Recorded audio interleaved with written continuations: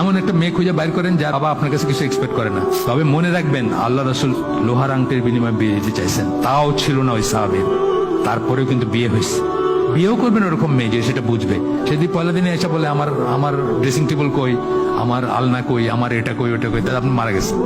ইস, এই জিনিসটা আমি দোয়া করি রীতিমতো আল্লাহর কাছে। আপনাদের অবস্থা তো কেমন এক ধরনের খারাপ, আর মেয়েদের অবস্থা কিন্তু অন্য ধরনের খারাপ। আমি বিয়ে করতে আগ্রহী, মাশাআল্লাহ। আমার জমানো কোনো অর্থ নেই, মাসিক আয় একদম স্বল্প। পিতাকে বললাম কিন্তু রাজি হচ্ছে না। এখন আমার করণীয় কি? বিয়ে করে ফেলান। করণীয় হচ্ছে বিয়ে করে ফেলান। কারণ একজন ছেলের বিয়ের ব্যাপারে পিতার পাইলে ভালো, দোয়া পাইলে মা বাপ সবাইকে নিয়ে করতে পারলে ভালো। কিন্তু উনি যদি একটা কবিরা গুণে লিপ্ত হন এটার জন্য, তাহলে সেই কবিরা গুণে লিপ্ত হচ্ছে, বিয়ে করে ফেলেন। লোহার আংটি দিয়ে করে ফেলেন, নিজের লেভেল নামায় ফেলেন।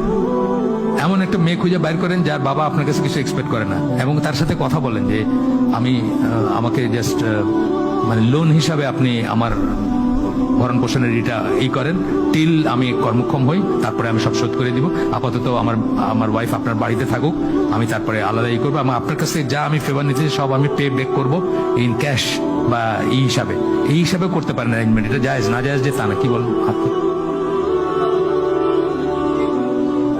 হ্যাঁ, সেটা আল্লাহ খাওয়াবেন বলেন। যে আপনি যে বাসায় চাকরানি রাখলে কি খাওয়ান? আমি তো বলছি, আমার একটা বইতে বলছি না যে আপনার বাসায় চাকরানি রাখলে একটা প্লেট পড়ে না। আমাদের বাসায় 2টা মহিলা খায়, খাওয়ার কোনো কন্ট্রাক্ট নাই, কিন্তু তারা কাজ কাম করে, রান্না করে, অটোমেটিক্যালি রান্নার পরে খায় যায়। তা আপনার নাহলে আরেকটা মহিলা খাবে। মনে করেন বাসায় একটা এক্সট্রা কামের মানুষ রাখছেন, এইভাবে বললেন আব্বারে যে আব্বা মনে করেন যে একটা কাজের মানুষ রাখছেন, একটা প্লেট পড়বে, এই তো, আর কি খাওয়ার আর কি দরকার। বিয়েও করবেন ওরকম মেয়ে যে সেটা বুঝবে।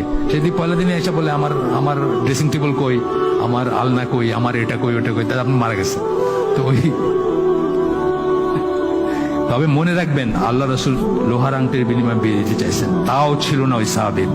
তারপরেও কিন্তু বিয়ে হয়েছে। সুতরাং আমরা যে বলি নিজের পায়ে দাঁড়াক, তারপরে এটা সেই ব্যাপার না। তবে মহিলা রাজি হইতে হবে, ওনাকে ওরকম খুঁজে বাইর করতে হবে।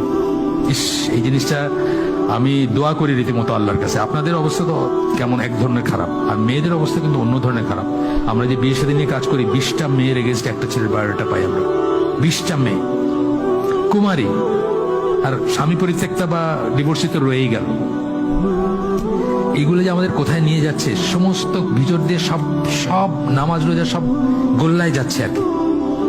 কারণ আপনি যদি ব্যভিচারী হন, আপনার বাকি জিনিস কোথায় যাবে বলেন তো? ব্যভিচারী হলে কি বলছেন আল্লাহ, যে ইমান, মানে হাদিসে আসছে কি, ইমান ঝুলে থাকে, তাকে ছেড়ে যায় ব্যভিচারের মুহূর্তে, তারপরে আবার যখন রিপেন্ট করে তখন প্রবেশ করে তার দেহে ইমান। তা আপনি ব্যভিচারী হলে আপনার কি অবস্থা চিন্তা করেন। আল্লাহ আমাকে তৌফিক দেন বোঝার, আমল করার। আসসালামু আলাইকুম ওয়া রাহমাতুল্লাহি ওয়া বারাকাতুহু।